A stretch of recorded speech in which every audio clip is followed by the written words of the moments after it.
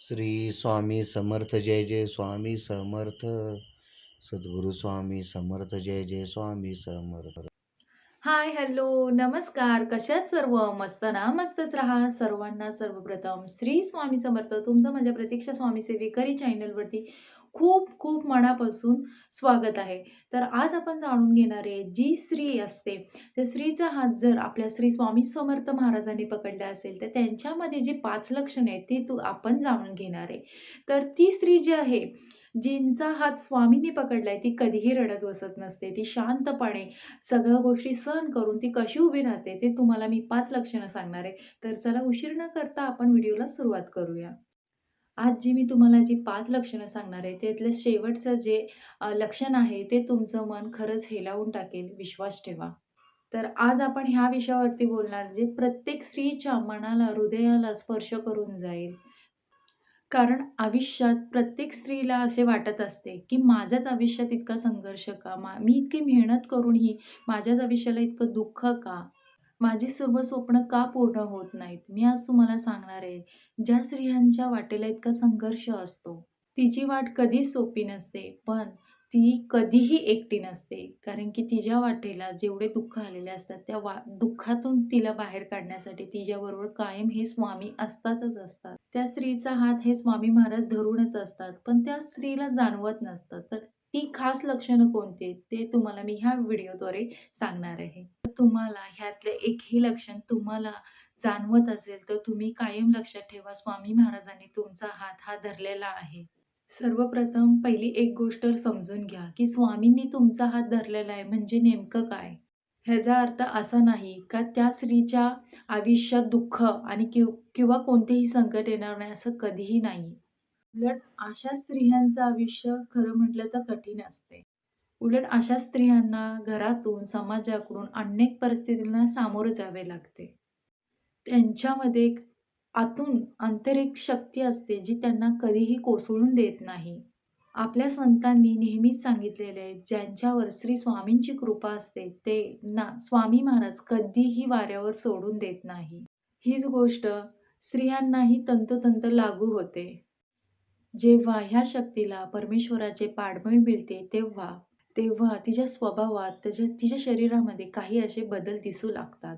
चला तर आता एक-एक करून ही 5 लक्षणं कोणती आहेत, ती आपण समजून घेऊया. पहिले लक्षण हे कठीण परिस्थितीत पण मनाची शांतता आणि स्थिरता.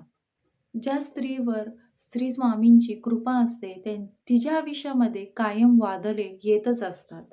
परंतु त्या वादळात ती कधीही हरून जात नाही.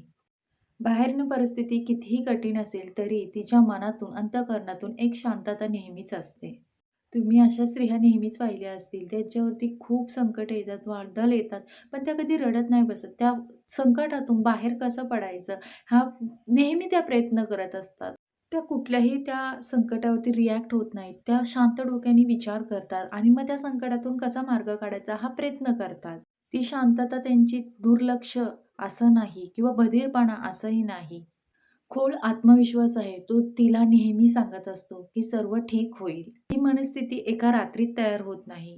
ती तेव्हाच तयार होते, जेव्हा तिच्या श्रद्धेवर, मेहनतीवर आणि स्वतःच्या जे परमेश्वरावरती विश्वास ठेवते, तेव्हाच ती शक्ती तुमच्यामध्ये तयार होते. जेव्हा एक स्त्री रोज प्रार्थना करते, शांत बसते, स्वतःला अंतःकरणापासून जाणवते, ती स्वतःला एक शिस्त लावते, तेव्हा हळू-हळू तिच्यामध्ये एक अडळ स्त्रीता निर्माण होते.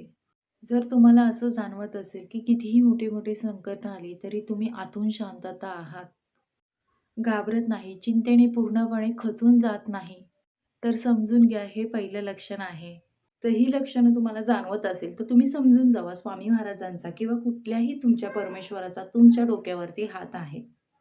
तर दुसरी लक्षण हे आहे, की तुमच्या मनात कोणाच्या विषयी द्वेष नसेल, तुम्हाला जर क्षमा याचना करण्याची तुमच्यामध्ये जर क्षमता असेल, तर तुमच्यामध्ये ही क्षमता का असते? कारण की तुमच्या पाठी स्वामी महाराजांचं किंवा कुठल्याही परमेश्वराचा जेव्हा तुमच्या डोक्यावरती हात असतो, तेव्हा ही लक्षणं तुमच्यामध्ये जाणवतात. आयुष्यात अनेक स्त्रियांच्या वाटेला कोणीतरी अशी व्यक्ती येते, जी आपल्याला फसवते किंवा दुखवते किंवा आपल्याला आपल्या मनाला त्रास होईल असं काहीतरी बोलून जाते. तेव्हा आपण त्यांना अचानक माफ करतो किंवा बोलतो की नाही, आपण त्यांच्या कोणतीही गोष्ट लक्षात ठेवत नाही. अशी खूप माणसं येतात आपल्या आयुष्यामध्ये. पण आपण त्यांना क्षमा करतो, की जाऊ दे, तुम्ही तुमच्या मार्गाला जावा, आम्ही आमच्या मार्गाला जातो. ही तुमच्यामध्ये जेव्हा ताकद असते, की नाही क्षमा करण्याची किंवा माफ करण्याची वृत्ती असते, तेव्हा तुम्ही समजून जावा ही वृत्ती अचानक निर्माण होत नाही. जेव्हा तुमच्यामध्ये कुठेतरी दैवत्व शक्ती असते, तेव्हाच तुम्ही कोणाला तरी माफ करू शकता. तुम्ही अशी किती माणसं बघत असाल, जे कधीही कोणाला माफ करत नाही. ते आतमध्ये राग ठेवतात आणि मग नंतर ते कटकारस्थान रचत जातात. त्यांच्यामध्ये ती दिव्यशक्ती नसते. त्याच्यामुळे त्यांना त्या भावना निर्माण होतात. जर तुमच्यामध्ये ही भावना असेल एखाद्या व्यक्तीला माफ करण्याची, तर तुम्ही समजून जावा मी म्हणेन, की तुमच्यामध्ये दैवत्य शक्ती आहे. तर तिसरं लक्षण आहे तीव्र अंतर्त्व ज्ञान.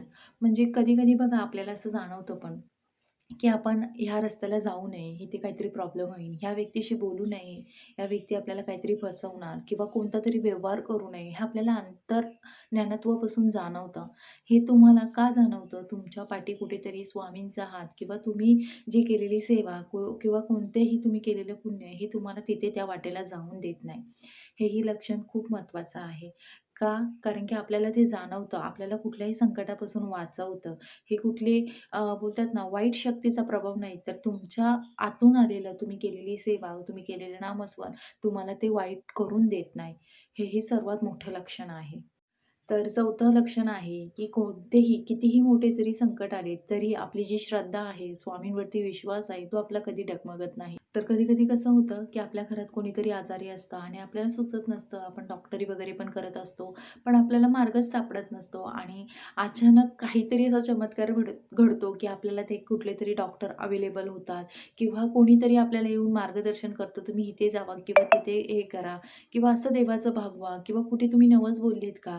असं कोणीतरी येऊन आपल्याला सांगतं आणि आपण त्या संकटातून बाहेर पडतो. हाही सर्वात मोठं लक्षण आहे. कारण की आपल्याला जेव्हा असं कोणीतरी मार्ग दाखवायला येतात, तेव्हा आपला कुठेतरी परमेश्वर किंवा आपला गुरु किंवा आपले स्वामी कुठेतरी उभे राहून आपल्याला तिथपर्यंत पोहोचवतात आणि त्या मार्गेपर्यंत आपल्याला पोहोचवतात आणि आलेलं कोणतंही मोठं संकट आपल्यावरती येऊन देत नाही. ही त्यांचीच कृपा असते आणि त्या कृपेमुळे आपण त्या संकटातून बचवतो. हे सर्वात आणि मोठं असं लक्षण आहे. तर आता आपण पोहोचलो आहेत तर 5व्या लक्षणाकडे, जे खास लक्षण आहे, ज्याबद्दल मी तुम्हाला सुरुवातीलाच सांगितले होते.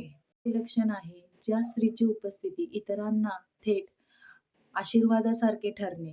ती व्यक्ती फक्त स्वतःपुरतीच चांगली नसते, तर इतर व्यक्तींसाठीही चांगली असते. जसं तिच्या घरात किंवा तिच्या सानिध्यात जी माणसं येतात, त्यांच्यासाठी तिच्या बोलण्यातून, वागण्यातून किंवा बोलतात ना, तिच्या सहवासातून पण तिच्या एक ऊर्जा निर्माण होते आणि तिची जी ऊर्जा असते, ती त्यांच्यामध्ये बोलतात ना, कुठेतरी जाणवते, की काहीतरी वाईट होणार असतं, तिथं ती व्यक्ती तिथं उपस्थित राहणार. ती ती गोष्ट आहे, ती वाईट होत नाही किंवा बोलतात ना, कधीतरी एक व्यक्ती जर त्या व्यक्तीबरोबर बोलत असते आणि त्या व्यक्तीबरोबर काहीतरी ॲक्सिडेंट होणार असेल आणि जर ते ॲक्सिडेंट झालं नाही, तर त्या व्यक्तीचं कुठेतरी पुण्य लयालेलं असतं. का? तर ह्या व्यक्तीमुळे. म्हणून खरंच ती व्यक्ती जे 5वं लक्षण आहे, जर ती व्यक्तीमध्ये जर ते पुण्य असेल किंवा त्या व्यक्तीमध्ये ते लक्षण असेल, तर ते तुम्हाला कुठेतरी ती ऊर्जा निर्माण करून ती तुम्हाला तिथपर्यंत पोहोचून देत नाही.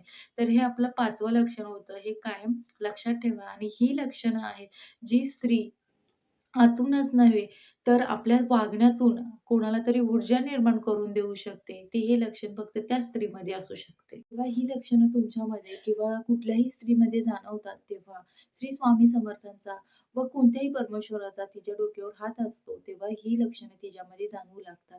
तर ही अशा प्रकारे 5 लक्षणं आहेत. जर कोणत्याही स्त्रीमध्ये किंवा तुमच्यामध्ये जर जाणवत असतील, तर तुम्ही समजून जावा तुमच्या डोक्यावरती श्री स्वामी समर्थांचा किंवा परमेश्वरांचा हात आहे, म्हणून ही लक्षणं तुम्हाला जाणवतात. तर अशा प्रकारे आजची सेवा होती. तुम्हाला जर व्हिडिओ आवडला असेल, तर नक्की लाईक करा आणि सबस्क्राईब करा आणि कमेंट बॉक्समध्ये श्री स्वामी समर्थ लिहायला विसरू नका. श्री स्वामी समर्थ.